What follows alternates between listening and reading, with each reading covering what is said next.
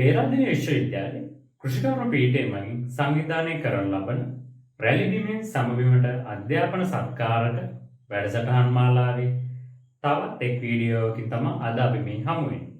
අද අපි කතා කරන්නේ අපොස උසස් පෙළ රසායන විද්‍යාව විෂය ධාරාවේ අයනික සමතුලිතතාවයේ වැදගත් කොටසක් සම්බන්ධයෙන්. මම අයනික සමතුලිතතාවයේ අනුමාපන කොටස ගැන තමයි කතා කරන්නේ අද. මොකද්ද මේ අනුමාපනයක් කියන්නේ? අනුමාපනයක් කියන්නේ අපි සාන්ද්‍රණය නොදන්නා සංයෝගයක සාන්ද්‍රණය සොයා ගැනීමට කරන ලබන ඉතාම වැදගත් පරීක්ෂණයක්. රසායන විද්‍යාවේ ඉතාම වැදගත් කොටසක් තමයි මේ අනුමාපනයක් කියන්නේ. අනුමාපන වර්ග තියෙනවා. අම්ල භාෂ්ම අනුමාපන, ඔක්සිකරණ ඔක්සිහරණ අනුමාපන වගේ ඒවා. අපිට මේ පාඩමේ කතා කරන්න තියෙන්නේ අම්ල භාෂ්ම අනුමාපන ගැන.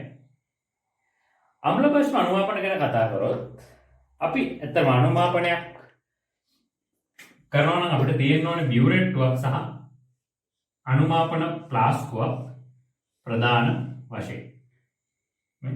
මේ බියුරේට්ටුව මේකට මෙහෙම කාරාමයක් තියෙනවා. මේ අනුමාපන ෆ්ලාස්කුව. අපි හිතමු මම සාන්ද්‍රණය නොදන්නා ද්‍රාවණයෙන් දන්න පරිමාවක් අනුමාපන ෆ්ලාස්කුවට දාගත්තා.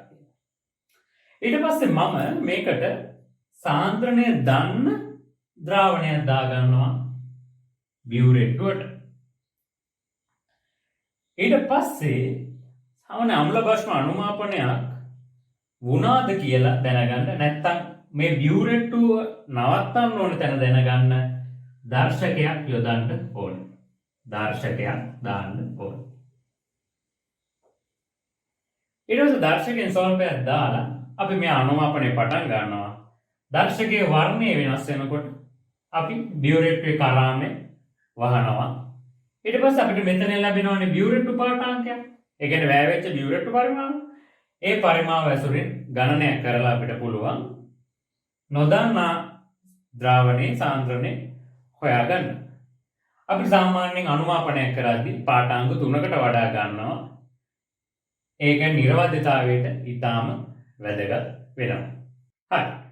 මම කිව්ව අනුමාපනයක් කරනකොට අම්ල භාෂ්ම පාවිච්චි කරනකොට දර්ශකයක් පාවිච්චි කරන්න ඕනේ කියලා. අපිට විෂය නිර්දේශයේ ප්‍රධාන දර්ශක වර්ග ටිකක් කතා කරනවා. අපි බලමු මේ මොනවද කියලා. Methyl orange. මෙතිල් ඔරෙන්ජ් වල pH පරාසය යන්නේ 2.9 4.6 අතර. pH වල පහළ වර්ණයේ රතු, ඉහළ වර්ණයේ තැඹිලි. ආයෙ තියෙනවා අපිට මෙතිල් රෙඩ්.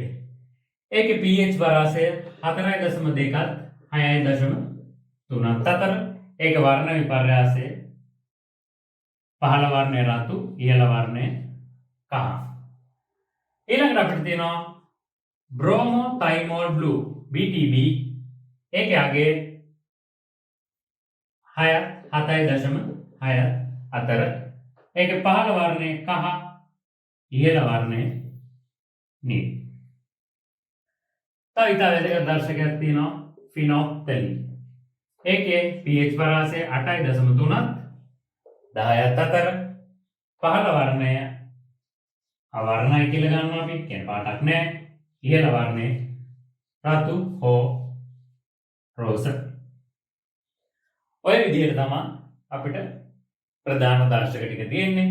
මේ දර්ශක වලින් අපිට පුළුවන් අපිට කතා කරන්න තියෙන ප්‍රධාන විදිය අම්ල භාෂ්ම අනුමාපනවල පාඨාංක ගැනීමට.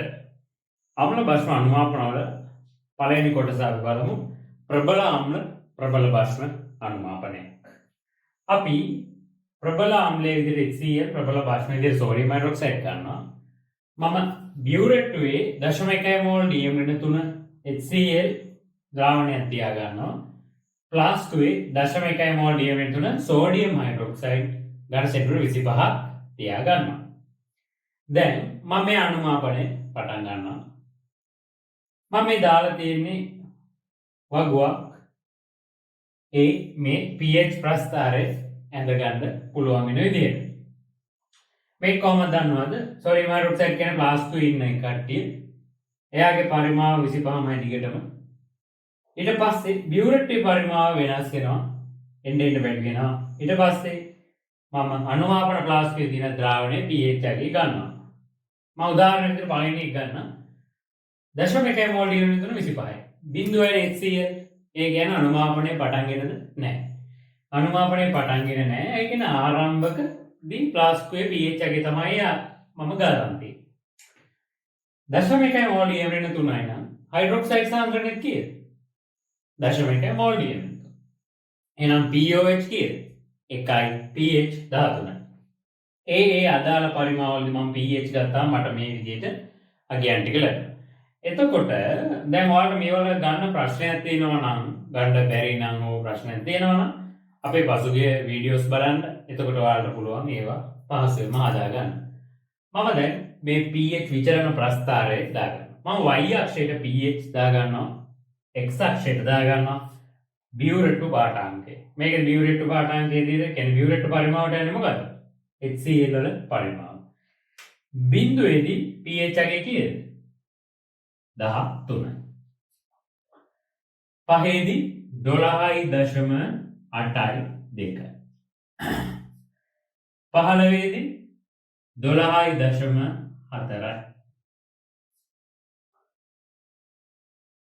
24.9ේදී 10.3යි.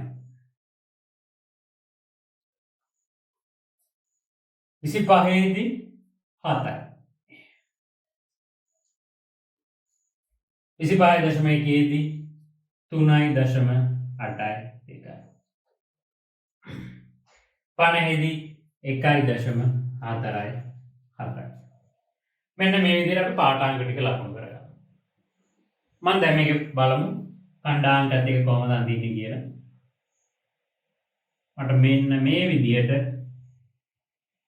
හැඩයක් සහිත ප්‍රස්ථාරයක් ලැබෙනවා. හරි. එහෙම කැඩෙන්නේ නැහැ කියනවා මේ විදිහට. දැන් මේක විශේෂ ලක්ෂණයක් ඔයාලට පේනවා මෙතන ශීඝ්‍ර pH විචලනයක් තියෙනවා කියලා නේ. ප්‍රබල pH බැස්මක් තියෙනවා. ඒක වෙන්නේ ඉතා සුළු පරිමාවකදී 24.9 25 25.1 ආසන්න වශයෙන් pH 7ක වෙනසක් පේනවා මේ ශීඝ්‍ර බැස්මක්. අනිත් කාරණේ තමයි සමකතා ලක්ෂය. මොකක්ද සමකතා ලක්ෂය කියන්නේ? සමකතා ලක්ෂය කියන්නේ අනුමාපන ෆ්ලාස්කුවේ තියෙන සංයෝගයේ මවුල ප්‍රමාණය ඉවර වෙනකොට බියුරෙට්ටුවේ පාඨාංකය. අපි ඒකට කියනවා සමගතා ලක්ෂයේ පාඨාංකය කියලා. එහෙනම් ඒ කියන්නේ මවුල ප්‍රමාණය ඉවර වෙනකොට. ඉතින් ඒක තමයි අපි අනුමාපනයේදී කරන්න ඕනේ දේ. එතකොට තමයි අපිට ගණනයකින් පුළුවන් නොදන්නා දේ සාන්ද්‍රණය හොයාගන්න. එහෙනම් මේකේ සමගතා ලක්ෂය මොකක්ද වෙන්නේ? 25ේදී. ඇයි? දශමයකින් 25ක් හිටියා. ඒකේ මවුල ගන්නට හරියන්න ස්ටොයිකියෝමීටර් එකට එකයිනේ. එහෙනම් දශමයකින් 25ක් තමයි වැය වෙන්නේ. එහෙනම් එතකොට pH එකේ කීයද?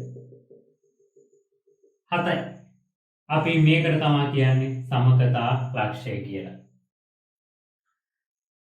ඊළඟ එක තමයි අන්ත ලක්ෂය. අන්ත ලක්ෂය කියන්නේ අපි දර්ශකයක් ගන්නනේ අනුමාපනයේ පටන් ගන්නකොට මේ දර්ශකයේ වර්ණය වෙනස් වෙන තැන බියුරෙට්ටු පාඨාංකයට තමයි අන්ත ලක්ෂ පාඨාංකය කියන්නේ. අපි ඇත්තටම විද්‍යාගාරයේ අනුමාපනයක් කරොත් දැන් දර්ශකයේ වර්ණය වෙනස් වෙන තැනදී අපි මේ අනුමාපනය නවත්තනවා. දැන් අපි හිතමු මේ වගේ එකදී ෆිනොප්තලින් ගත්ත කියලා. ෆිනොප්තලින් වල pH වරාසය 8.3 10ක්. මෙහි ඉඳන් කරගෙන යනකොට ආරම්භයේදී වර්ණය මොකද්ද? ෆිනොප්තලින් වල ඉහළ වර්ණය රතු හෝ රෝස. කරගෙන යනකොට මේ 10 පහු කරලා යනකොට මොකද වෙන්නේ? pH 15 වර්ණය පෙන්වන්න පටන් ගන්නවා. එන රතු අවර්ණ වෙනවා.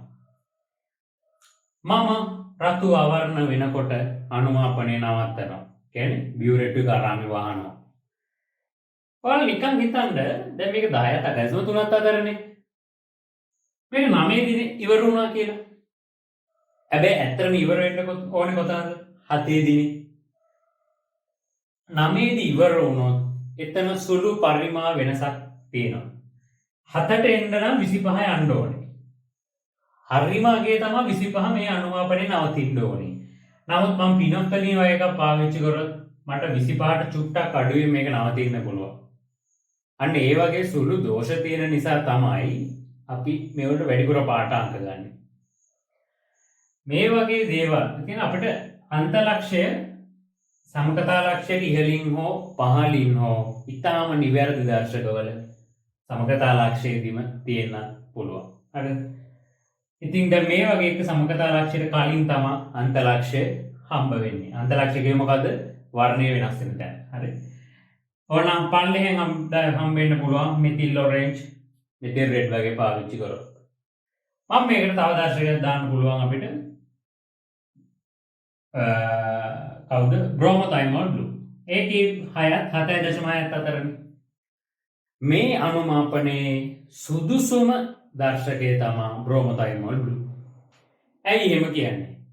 සමකතා ලක්ෂය තියෙනවා නම් දර්ශකයක pH පරාසය අතර ඒක තමයි අනුමාපනයට සුදුසුම දර්ශකය කියලා හඳුන්වන්නේ.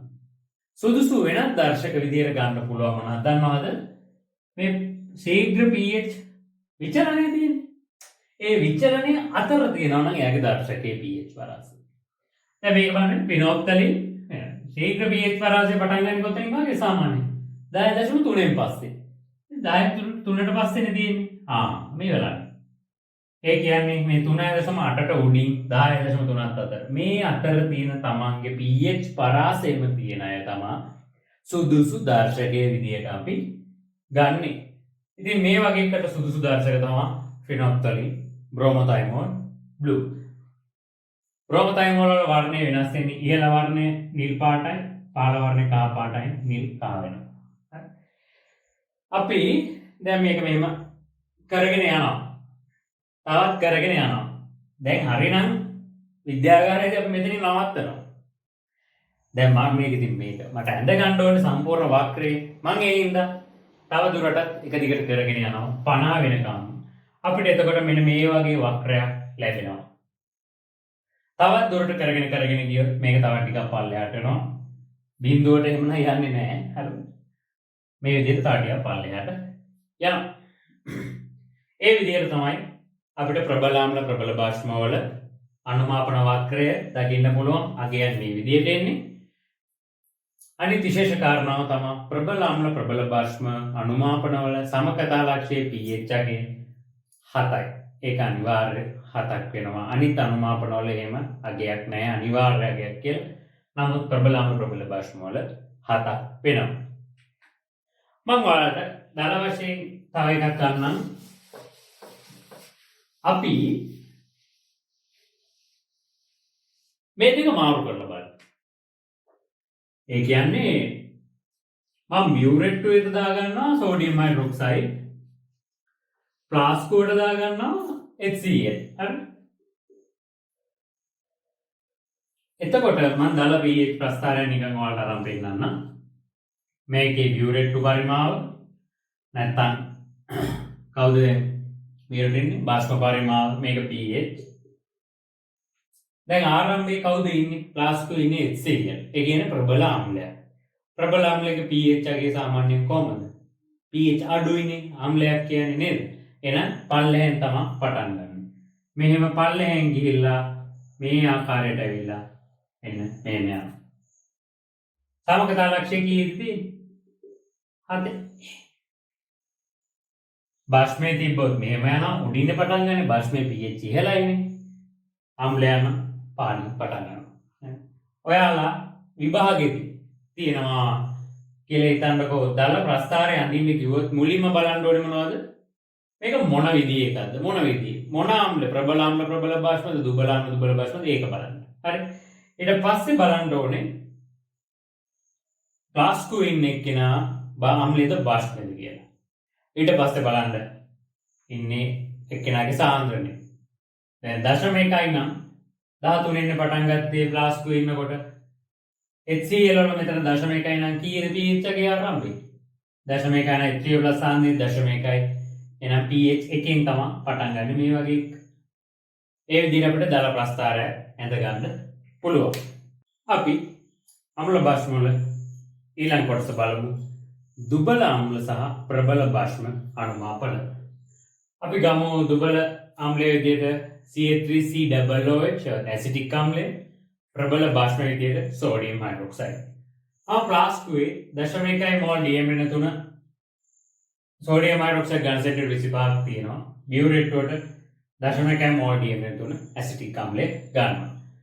මම මේ විදිහට පාඨාංග ටික ගොඩනගා ගන්නවා. 0.5 20 24.5 මේ ආකාරයට. ඊට පස්සේ මම එක් විදිහට අනුමාපන ප්ලාස්කුවේ තියෙන ද්‍රාවණයේ pH අගයවල් අර කලින් ගන්න විදිහට අපි ගන්න. මේ වගු ඇසුරේ මම මේ ආකාරයට pH ප්‍රස්ථාරය ගොඩනගා ගන්නවා. y අක්ෂයට pH, x අක්ෂය හැටියට ඇසිටික් අම්ලයේ පරිමාව. ඇසිටික් අම්ලයේ පරිමාව බිඳුවේදී 13. ඒ කියන්නේ අනුමාපන ආරම්භයේදී සෝඩියම් හයිඩ්‍රොක්සයිඩ් විතරයි. ඊට පස්සේ පහේදී 12.8යි 3යි. 20ේදී 12.05යි. 24.9ේදී 10.3යි.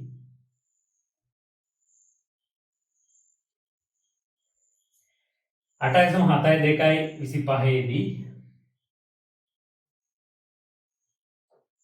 25.1ේදී 7.1යි 3යි. ඊට පස්සේ 50ේදී 4.7යි 3ක් විදියට එනවා. මෙන්න මේ විදියගේ. දැන් ඔය කණ්ඩාංක මම ඒ ඔස්සේ වක්‍රයන් දිග මෙන්න මේ වගේ වක්‍රයක් තමයි එන්නේ.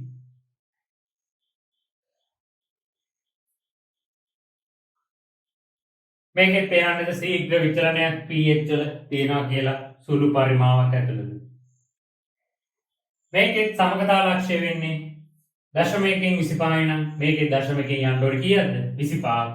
එතකොට pH එකේ කීයද? 8.72යි.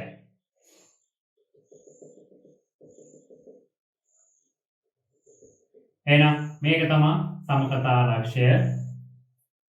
මේ අනුමාපනේ අන්තලක්ෂය කියන්න බෑ අපිට හරියට ප්‍රස්ථාරයෙන් දිහා බලලානේ. අන්තලක්ෂය කියන වර්ණය වෙනස් වෙන තැන ඒක දර්ශකය අනුව වෙනස් වෙනවා. කොහෙන් ඒද කියන එක. මේක සුදුසු දර්ශක මොනවා සාමාන්‍ය. ෆිනොක්තලින් හොඳයි. ඇයි? 8.3ක් 10ක් අතරම තියෙන්නේ. ෆිනොක්තලින් හොඳයි.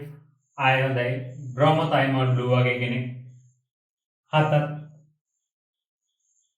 ආයත් 7.6ත් අතර වගේ නිසා එයාවත් අපිට ගන්න පුළුවන්. BTB PT. ඔය දර්ශකයන්ගෙන් අපිට පාස් වෙන්න පුළුවන් මේ අනුමාපනය කරගන්න. හරි. අපි අම්ල භාෂ්ම අනුමාපන තව ආකාරයක් බලමු. දුබල භාෂ්මයක් සහ ප්‍රබල අම්ලයක් අතර අනුමාපනය. මම ප්ලාස්කුවේ තියෙනවා දුබල භාෂ්මයේ ඇමෝනියම් හයිඩ්‍රොක්සයිඩ් 0.1 මෝල් DM3 ඝන සෙන්ටිමීටර් 25. බියුරේට්ගේ සාන්ද්‍රණය 0.1 මෝල් DM3 වෙච්ච HCl ද්‍රාවණයක් තියෙනවා. අපි අර කලින් විදිහටම පාඨාංග ටිකක් ගන්නවා. ඊට අදාළ විදිහට pH එකේ ගණනයකින් අරගන්නවා. හරිද? අපි දැන් එවල බිඳුවේදී 11.1යි 3යි. පහේදී 9.5යි 7යි. 20ේදී 8.8යි 6යි. 24.9ේදී 6.8යි 7යි. 25ේදී 5.2යි 7යි.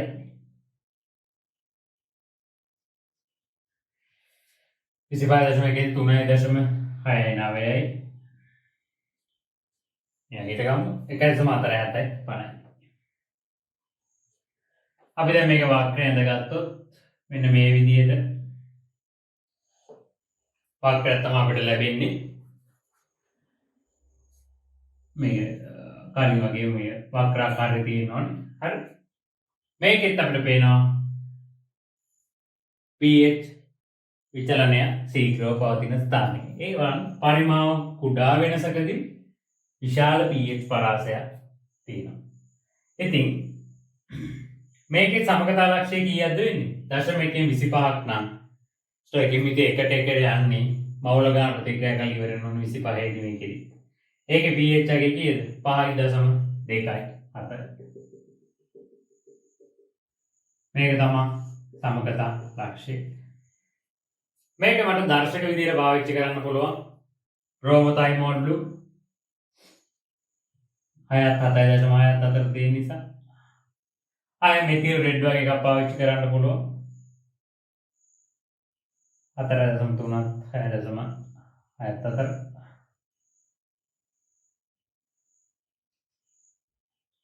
අපිට පුළුවන් ඒ වගේ දර්ශක පාවිච්චි කරන්න. ෆිනොප්තලින් පාවිච්චි කරන්න බෑ. ඇයි?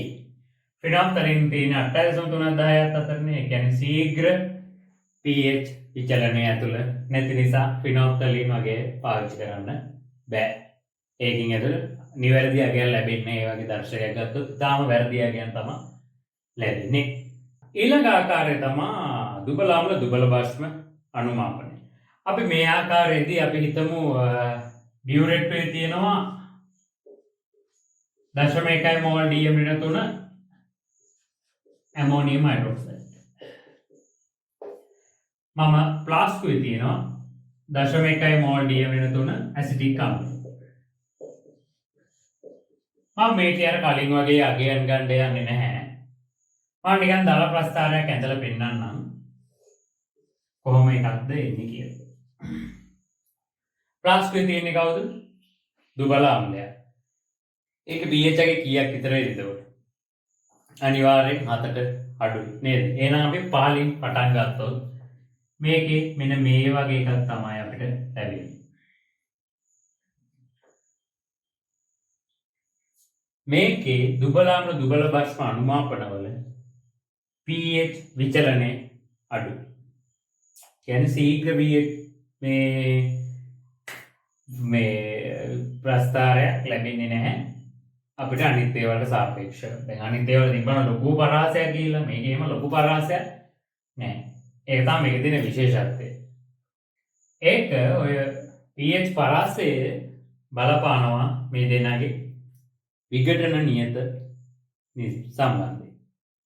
විඝටන නියත කියන්නේ දැන් මෙයාගේ අපි දන්නවා KB යගේ මෙයාගේ KA යගේ මත තමයි මේක රඳා පවතින්නේ. ඒ දෙන්න අතර හොඳ වෙනසක් තියෙනවා නම් අපිට ගන්න පුළුවන් වෙයි හොඳ ප්‍රස්ථාර හොඳ තියෙන එකක්. අම්ල භස්ම අනුමාපනවල ඊළඟ ආකාරය තමයි දුබල අම්ල දුබල භස්ම අනුමාපනය. අපි හිතමු බියුරේට්ටුවට මම දානවා දුබල භස්මයක් 0.1 මෝල් DM-3 ඇමෝනියම් හයිඩ්‍රොක්සයිඩ්. හරි. මම ඊට පස්සේ ප්ලාස්කුවට දානවා 0.1 මෝල් DM-3 ඇසිටික් අම්ලය. දැන් අපි බලමු මේ වගේ එකට දල ප්‍රස්ථාරයක් ඇඳගන්නේ කොහොමද කියලා. දැන් කලින් වගේ අගයන් අරගන්න යන්නේ නැහැ මේකට. දල ප්‍රස්ථාරයක් නෙමෙයි දාගමු y අක්ෂයට pH අගය x අක්ෂයට දාමු බියුරේට්ටු එක නම් මොනවාද? ඇමෝනියම් හයිඩ්‍රොක්සයිඩ් පරිමාව. දැන් ප්ලාස්කු ඉන්නේ කවුද? ඇසිඩික් අම්ලය. අම්ලයක pH අගය 15 තියෙනවා. 15යිනේ. එහෙනම් 15න් ආරම්භ වෙනවා. මේක මෙහෙම ගිහිල්ලා පොඩි විචලනයක් එක තමයි. ඒ කියන්නේ මෙයාගේ pH පරාසය මේ වගේ අනුමාපනයක අනිත් ඒවාට සාපේක්ෂව පොඩි. ඒ නිසා තමයි මෙන්න මේ වගේ එකක් ලැබෙන්නේ. ඒකට බලපාන ප්‍රධානම සාධකය තමයි මොකද්ද? මේ වගේ විඝටන නියත. විඝටන නියත තමයි තීරණය කරන්නේ මේක කොහොම වගේ ප්‍රස්ථාරයක් ලැබෙද කියලා දුබල අම්ල දුබල භස්ම වල. අපි හිතුවොත් කවුද වෙන මොකක් හරි දෙයක් අපිට මෙන්න මේ වගේ වුණත් ලැබෙන්න පුළුවන්. දුබල අම්ල දුබල භස්ම වෙනත් ආකාර දෙකක් හිතුවොත් අපිට මෙන්න මේ වගේ චූටි එකක් ලැබෙන්නත් පුළුවන්. මේ pH පරාසය ඉතාම පොඩි. අනේ ආදී ඒවා තමයි තියෙන්නේ දුබල අම්ල දුබල භස්ම අනුමාපනවල. ඊට පස්සේ තව ආකාරයක් කතා කරන්න. තව ආකාරයක් තියෙනවා. අපි හිතමු ප්ලාස්කුවේ ඉන්නවා ප්‍රබල අම්ලයකුයි දුබල අම්ලයකුයි දෙකක්ම ඉන්නවා. හරි. මම බියුරෙට්ටුවට බෂ්මයක් පාවිච්චි කරනවා. දැන් මම එහෙම තියලා අනුමාපනය කරලා බලන්න තමයි යන්නේ. මම මේ වගේ එකක් කරනවා. හිතමු ප්‍රබල ආම්ලයේ HCl දුබල ආම්ලයේ ඇසිටික් ආම්ලය කියලා හිතමු. බෂ්මයේ හිතමු සෝඩියම් හයිඩ්‍රොක්සයිඩ් හරි පොටෑසියම් හයිඩ්‍රොක්සයිඩ් මොකක් හරි හොඳ බෂ්මයක් හරි දුබල බෂ්මයක් වුණත් කමන්නේ. හරි. දැන් මේ වගේ එකක ප්‍රස්ථාරය මම දාලා pH ප්‍රස්ථාරය ගත්තොත් මේ x අක්ෂයට එන්නේ මොකද්ද? බාෂ්ප පරිමාව. මෙන්න මේකේ විශේෂ ආකාරයක් ලැබෙනවා අපිට. ප්ලස් 2 ඉන්න අම්ලයන් එන පල්ලයන් තමයි පටන් ගන්න. හරි. මෙහෙම ආවා. මෙහෙම වුණා. මෙන්න මෙහෙම වුණා. මොකක්ද මේකට හේතුව? මේකට හේතුව අම්ල දෙකක් ඉන්න එක. ප්‍රබල ආම්ලයකුයි දුබල ආම්ලයකුයි ඉන්න නිසා. මේ පළවෙනියට වැය වෙන්නේ බස්මය මොකටද? ප්‍රබල ආම්ලයට. ප්‍රබල ආම්ලය සඳහා තමයි වැය වෙන්නේ. මේ දෙවනියට වැය වෙන්නේ දුබල ආම්ලයට. එනවා දුබල ආම්ලයට. මෙන්න මේ විදිහට අපිට පුළුවන් ප්‍රබල ආම්ලයේ දුබල ආම්ලයේ වෙන වෙනම සාන්ද්‍රණ හොයන්න. බලන්න ඒක තියෙන කොච්චර අපිට පුළුවන් දෙයක් මේකෙන් හොයාගන්න කියලා මේ ප්‍රස්ථාරය තුලින්. ප්‍රබල ආම්ලයක දුබල ආම්ලයක මිශ්‍ර වෙලා ඉද්දී ඒ දෙන වෙන වෙනම සාන්ද්‍රණ හොයාගන්න පුළුවන් මේ අනුමාපනයේ ඇසුරින්. අපි හිතමු දුබල ආම්ලම දෙකක් ඉන්නවා කියලා මික්ස් වෙලා ක්ලාස් කුයි දුබල ආම්ල දෙකක් ඉන්නවා මොකේද ප්ලාස්ටුවේ බියුරෙට්ටුවට දානවා මොකක් හරි බෂ්මයක්. මට මේක ලැබෙන දල pH ප්‍රස්ථාරය ආකාර දෙකක් ලැබෙන්න පුළුවන්. එකක් තමයි මේ දුබල ආම්ල දෙක අතර වෙනස 10 4 බලයට වඩා වැඩි නම් මට අර කලින් වගේම වක්‍ර දෙකක් ලැබෙනවා. වක්‍ර දෙකක් ලැබෙනවා කියන්නේ දෙන්න වෙන වෙනම සාන්ද්‍රණ හොයන්න පුළුවන් කියන්නේ. මේ වගේ විඝටන නියත අතර වෙනස 10 4ට වඩා අඩු නම් මොකද වෙන්නේ? වක්‍ර එකයි ලැබෙන්නේ. අන්න එතනදී ප්‍රශ්නයක් ඇති වෙනවා. මෙන්න මේ වගේ එක වක්‍රයක් තමයි ඇති වෙන්න පුළුවන්. එතනදී මට බෑ දෙන්න වෙන වෙනම හොයාගන්න. දෙන්නගේ සම්පූර්ණ සාන්ද්‍රණය නැත්තම් සම්පූර්ණ මවුල ප්‍රමාණය විතරයි මට හොයාගන්න පුළුවන්. වෙන වෙනම දුබල ආම්ල දෙකේ සාන්ද්‍රණ හොයාගන්න බෑ. නමුත් 10 4ට වඩා දෙන්නගේ විඝටන නියත විශාල නම් මට හම්බෙනවා අර කලින් වගේම මේ ආකාර එකක්. මට පුළුවන් එතකොට මේ වගේ සමගතා ලක්ෂ්‍ය ඇසුරින් හොයාගන්න කොහොමද මේ වගේ සාන්ද්‍රණ කියලා. අපිට ඉතින් බෂ්ම වලටත් ওই විදිහටම කතා කරන්න පුළුවන්. ඕකෙම අනිත් පැත්ත එතකොට වෙන්නේ නේ. අර මම කලින් කතා කරා වගේ ඔය හැම ප්‍රස්ථාරෙම දාලකට මේ බලන්න පුළුවන්. ආරම්භයේ ඉන්නේ කවුද? අනුමාපන ක්ලාස්කු ඉන්නේ කවුද? එයාගේ සාන්ද්‍රණය බලපුවාම පහසුවෙන්ම දල ප්‍රස්ථාරයක් අපිට ඇඳ ගන්න පුළුවන්. සමකතා ලක්ෂ්‍ය කියන්නේ මොකද්ද? මවුල ප්‍රමාණය ප්‍රතික්‍රියා කරලා ඉවර වෙන තැන. අන්ත ලක්ෂ්‍ය කියලා කියන්නේ මොකද්ද?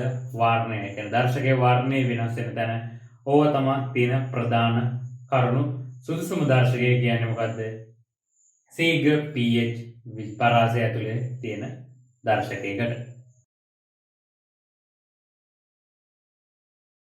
අපි දැන් බලමු. අපි මේ ඉගෙනගත් දේවල් වලින් පසුගිය විභාග ප්‍රශ්න පත්‍ර වල ආපු ගැටලුවක් ගැන. ළඟදී ආවා 2019 පස්වෙනි ප්‍රශ්නේ ඒ කොටසේ අනුමාපන ගැටලුව. අපි ඒකේ කොටස් කිහිපයක් බලමු. ඒකේ කියනවා අනුමාපන ප්ලාස්කුවක 0.1 මෝල් DM ඍණ 3 HCl ඝන සෙන්ටිමීටර 25ක් තිබ්බලු. හරි. ඊට පස්සේ අනුමාපනය කරාලු බියුරෙට්ටුවකින් 0.15 මෝල් DM ඍණ 3 B කියලා දුබල බෂ්මයකින්. ඕක තමයි සරලම කතාව. මේකේ පළවෙනි කොටසෙන් අහනවා බෂ්මය B එකතු කිරීමට පෙර අනුමාපන ප්ලාස්කුවේ pH අගය. දැන් B එකතු කිරීමට පෙර කියන්නේ මොකද්ද? අනුමාපනේ පටන්ගෙන නැහැ. හරිද? අනුමාපනේ පටන්ගෙන නැහැ. B වලින් බිඳුවක්වත් දාලා නැහැ. ඒ කියන්නේ මේක මේ අනුමාපන ප්ලාස්කුව නිකන් තියෙනවා මේ HCl ඝන සෙන්ටිමීටර 25. ඕක pH අගය තමයි හොයන්න කියන්නේ. දැන් මේ ප්ලාස්කුවේ ඉන්න අය කවුද? HCl ඉන්නවා. ආයෙ කවුද ඉන්නේ? ජලය ඉන්නවා. තේරෙනවනේ? අපි බලමු HCl වල සමීකරණය. HCl එකතු කිරීම ජලය සම්පූර්ණ ඊතලය Cl H3O+. HCl වල සාන්ද්‍රණය 0.1 කියලා තියෙනවා. එහෙනම් H3O+ සාන්ද්‍රණය තියෙන්නේ 0.1. අපි කලින් වීඩියෝ එක කතා කරා කොහොමද මේ pH අගය හොයන්නේ කියලා. pH වල සමීකරණය pH සමානයි ඍණ log 10 පාදයට H3O+ සාන්ද්‍රණය. එහෙනම් ඍණ log 10 පාදයට H3O+ සාන්ද්‍රණය 0.1යි. 0.1 කියන්නේ 10 ඍණ 1යි. ඍණ 1 ඉස්සරහට එනවා. ඍණ 1යි ඍණ 1 ගුණ වුණාම ධන 1ක් ලැබෙනවා. එහෙනම් ආරම්භයේ අනුමාපන ප්ලාස්කුවේ pH අගය 1යි. හරි. අපි යන් දැන් දෙවෙනි කොටසේ මොකද්ද කියන්නේ කියලා බලමු. දෙවෙනි කොටස කියනවා B වල ඝන සෙන්ටිමීටර 10ක් එකතු කළ පසු අනුමාපන ප්ලාස්කුවේ pH අගය. දැන් තමයි අනුමාපනේ පටන් ගන්න. දැන් pH මේ B වලින් ඝන සෙන්ටිමීටර 10ක් මෙන්න මේ ආකාරයට වැටුණා. මේ B මේ HCl. දැන් අහනවා 10ක් වැටුණාට පස්සේ මොකද්ද මේකේ pH අගය කියලා. අපි බලමු කොහොමද මේ වගේ එකක් හදාගන්නේ කියලා. HCl එකතු කිරීම B හැදෙනවා බදාන අනිවාර්ය ලවණයක් හැදෙන්න ඕනේ කියලා. සම්පූර්ණ ඊතලයක් දානවා අම්ල බෂ්ම ප්‍රතික්‍රියාවක් නම්. අනිත් එක අපි දන්නවා H2O හැදෙන්නම ඕනේ කියලා. මෙතන තුලිත වීමේ ගැටලුවක් තියෙන නිසා මම මේක අපිට තේරුම් ගන්න පාසු වෙන්න BOH කියලා දාගන්නවා. දැන් අන්න කතාව. දැන් HCl වල මවුල ගන්න වෙනස් වෙනවද? නැහැ. ඇයි අනුමාපන ප්ලාස්කුවේ ඉන්නේ? යා වෙනස් වෙන සාධකේ නෙමෙයි. එයාගේ ප්‍රතික්‍රියාවට සහභාගී වෙන අය තමයි 0.1 මෝල් DM ඍණ 3 ඝන සෙන්ටිමීටර කීයක්ද හිටියේ 25යි 10 ඍණ 3. 10 ඍණ 3 ගුණ කරන්න මෙතන ඒකක සමාන කරගන්න මවුල් ඝන ඩෙසිමීටරයට නිසා. BOH වල 0.1 5න් 10 ඍණ 3 දැම්මලු. ඒ මොකද්ද? ආරම්භක. අපි බලමු ප්‍රතික්‍රියා කළ ප්‍රමාණය කොච්චරද කියලා. ප්‍රතික්‍රියා කළ ප්‍රමාණය 0.15 10 ගුණ වුණාම කීයද? 1.5යි 10 ඍණ 3යි. 0.1 25න් ගුණ වුණාම 2.5යි 10 ඍණ 3යි. කවුද මවුල වැඩියෙන් ඉන්නේ? HCl මවුල අඩුවෙන් ඉන්නේ B වල. එහෙනම් අඩුවෙන් ඉන්න එකගෙන ප්‍රතික්‍රියා කරලා ඉවර වෙන්නේ. එහෙනම් ප්‍රතික්‍රියා කරපු ප්‍රමාණය කොච්චරද? 1.5යි 10 ඍණ 3යි. එයාගේ 1.5යි 10 ඍණ 3ක් යනවා නම් HCl වලත් කොච්චරක්ද යන්න ඕනේ? 1.5යි 10 ඍණ 3ක් තමයි වැය වෙන්නේ. මොකද 1:1යි ස්ටොයිකියෝමෙට්‍රි. අපි දැන් බලමු ඉතිරි සහ සෑදුණු. මෙයාගේ ඉතිරි වෙනවද? නැහැ. මෙයා ප්‍රතික්‍රියා කරලා ඉවරයි. එයාගේ ඉතිරි නැහැ. මෙයාගේ මොකද වෙන්නේ? 2.5යි 10 ඍණ 3ක් හිටියා. 1.5යි වැය වෙන්නේ. එහෙනම් කොච්චරක් ඉතුරුද? තව 1යි 10 ඍණ 3ක් ඉතුරුයි ද්‍රාවණය. BCl කොච්චරක් හැදෙනවද? 1.5යි 10 ඍණ 3යි ජලය හැදෙන ප්‍රමාණය කියන්න බෑ. ඊට පස්සේ දැන් මෙන්න මේ දෙක තමයි ඉන්නේ. ලවණයක් ඉන්නවා ප්‍රබල අම්ලයක් ඉන්නවා. pH බලපාන්නේ කවුද? ප්‍රබල අම්ලය. එහෙනම් ප්‍රබල අම්ලයේ මවුල ගාන අපි දන්නවා. එහෙනම් අර විදිහටම තමයි HCl එකතු කිරීම ජලය හැදෙනවා H3O+ උයි Cl- උයි. HCl වල සාන්ද්‍රණය 1.10 කියන්නේ මවුලනේ. මවුල බෙදීම පරිමාව කියන සාන්ද්‍රණය පරිමාව කීයද දැන් මුළු පරිමාව. ප්ලාස්ටික් ආරම්භයේ 25ක් හිටියා. තව 10ක් වැටුණා. එහෙනම් 35.3යි. එහෙනම් ඒ ප්‍රමාණයම කවුද හැදෙන්නේ? මේකත් හැදෙනවා. 10 රින් 3 කැපුණා. එක බෙදීම 35ක් විදිහට අපිට උත්තර එනවා 0.228. එහෙනම් HCl සාන්ද්‍රණය 0.228. අපි දැන් එහෙනම් සමීකරණයට දාලා බලමු කොච්චරක් pH අගේ කියලා. එහෙනම් pH සමානයි ඍණ log 10 පාදයට HCl සාන්ද්‍රණය 0.228යි. එතකොට අපිට මේකේ pH එක කොහොම වගේ ලැබෙනවා 1.5 කියලා අසන්න වශයෙන්. හරිද? මේක යනවා ඒ කොටසෙම මේක ස්වාරක්ෂක ද්‍රාවණයක් වෙනවද කියලා. මේක ස්වාරක්ෂක ද්‍රාවණයක් වෙනවද? ලවණයක් ඉන්නවා ප්‍රබල අම්ලයකුත් ඉන්නවා. ඒ මේවට නෙවෙයි අපි ස්වාරක්ෂක ද්‍රාවණ කියන්නේ. ඔයාලට මොනවා හරි ස්වාරක්ෂක ද්‍රාවණ වල ගැටලුවක් තියෙනවා නම් අපි කලින් වීඩියෝ එක බලන්න. හරි. ඒකේ තුන්වෙනි කොටස යනවා. මේකේ සමගතා ලක්ෂයේදී දුබල භාෂ්මයේ පාඨාංකය කොච්චරද කියලා. අපි සමීකරණය ලියා ගමු. HCl එකතු කිරීම BOH හැදෙනවා BCl එකතු කිරීම ජලය. HCl වල මවුල ප්‍රමාණය අපි දාගමු. එයාගේ මේ මවුල ප්‍රමාණය වෙනසක් වෙන්නේ 0.1 ගුණ කිරීම 25.3යි. BOH වල යන මවුල ප්‍රමාණය අපි දන්නේ නැහැ. සමගතා ලක්ෂය කියන්නේ මොකද? සමගතා ලක්ෂය කියන්නේ ප්ලාස්කුවේ ඉන්න ද්‍රාවණයේ මවුල ප්‍රමාණය ඉවර වෙනකොට ඒ කියන්නේ ප්‍රතික්‍රියාව ඉවර වෙනකොට බියුරේට් පාඨාංකයනේ. හරි. එහෙනම් මෙයාගේ සාන්ද්‍රණය 0.15 V ගුණ කිරීම 10.3යි. V කියලා කියන්නේ අපි දන්නේ නැති පරිමාණය. ඒක තමයි අපිට හොයන්න කියලා කියන්නේ. ස්ටොයිකියෝමිතිය 1:1යි. එහෙනම් සරලයි කතාව. මේ දෙනාගේ මවුල ප්‍රමාණ සමාන කරන්න තමයි තියෙන්නේ. 0.1 ගුණ කිරීම 25.3 ගුණ කරනවා සමානයි 0.15 v ගුණ කිරීම 10.3යි. මෙන්න මේ විදිහට එනවා 10.3ට 10.3 කැපිලා යනවා. එතන මට v එනවා 0.25 ගුණාම 2.5යි බෙදීම 0.15. මට එතකොට v ගේ උත්තරේ එනවා 16.66 ඝන සෙන්ටිමීටර කියලා.